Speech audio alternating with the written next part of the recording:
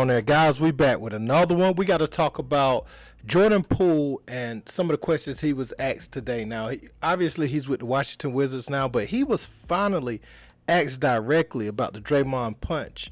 And by his answer, you could tell where that relationship is. You know, he unfollowed Draymond when he left the team. Saw a video of Draymond trolling him when he was picking the teams and the starters from each team the other week. Well, now we got him talking about Draymond, and we got him talking about Steph and Klay and how the relationship with those guys is still the same, and also what his new role will look like in Washington. Let's check it out. We've been, much conversation about Draymond, going back to obviously the preseason incident. Even postseason, they were pretty adamant that they felt like it really impacted what went on last season. What is your just general perspective on how much of an impact the Draymond punch had on last season, and how is it left now with him and them? Yeah, I mean, we're in Washington now. Playing with Kuz, great duo. Being able to really flourish, expand your game, and help, like I said, a new team, lead an entire group of guys. It's a challenge that we're up for. We got a new front office, and there's a lot of people that's invested, and everybody is locked in, wants to be here, start something that we can have that can be special. Elevated to the next level. Well, those are the two greatest shooters of all time, in my opinion, personally. And it's just things that you learn in practice, in the game, on the road, that you wouldn't be able to learn not being in the mix, And I'm thankful for that, grateful for that. You learn, you apply it to your skill set, the things you want to be able to be good at.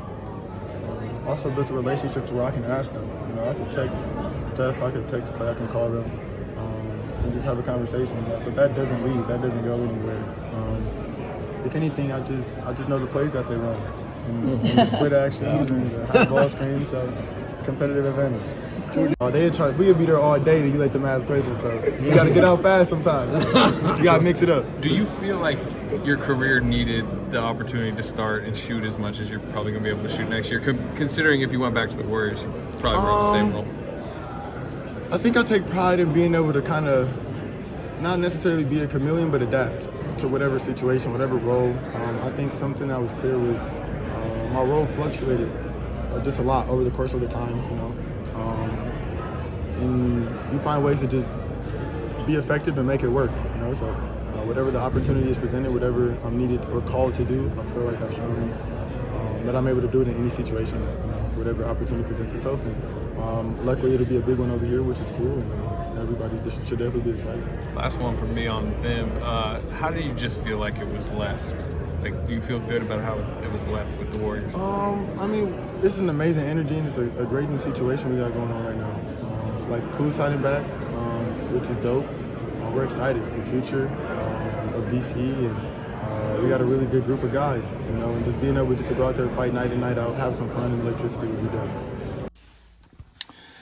Yo, so now that the trade is actually final, I felt like I come on here and just say to JP how much I appreciate the 4 years, brother. You're a champion.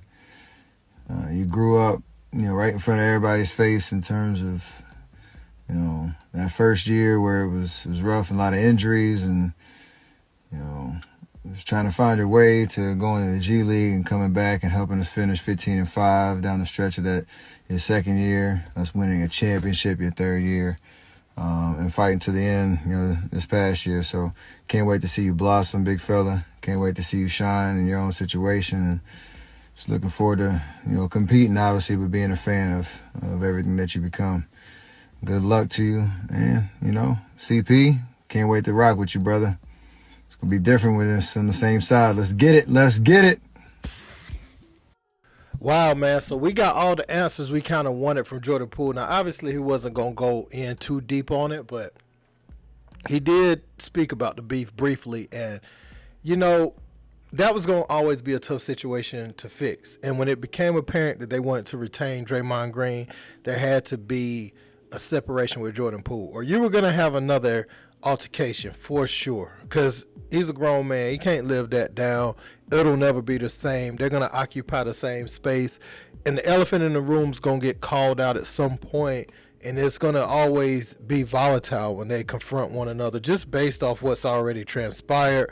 Now, there were reports that Jordan Poole was getting on a lot of people's nerves, but you can't prove that. You know what I'm saying? We can't prove that from the outside. It's just been reported by, I guess, people that was in the practice know, but we also know that Draymond can be a little irritating too. Got on KD's nerves, got on Steph's nerves at different times. That's why you saw a lot of players come out in defense of Jordan Poole when this event first happened. I think the best thing for him was to go to another team, become like a number 1A, 1B option with the Wizards. But it's going to be new responsibilities. I feel like they definitely got some decent offensive players. It's just going to be about how they play off of each other. Even got a very good point guard in Tyus Jones. And I think you have a lot of people figuring out new roles. For instance, Kuzma, it was known that Bradley Beal was the leader of that team for years. So who's going to step up and command that? I'm hoping Tyus Jones does, because he is the point guard.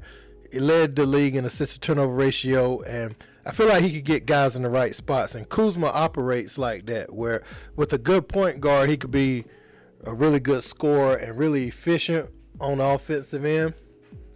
But Kuzma's been there, so he probably feels like he needs to have a leadership role. He's been under LeBron tutelage. He probably feel like this is his chance.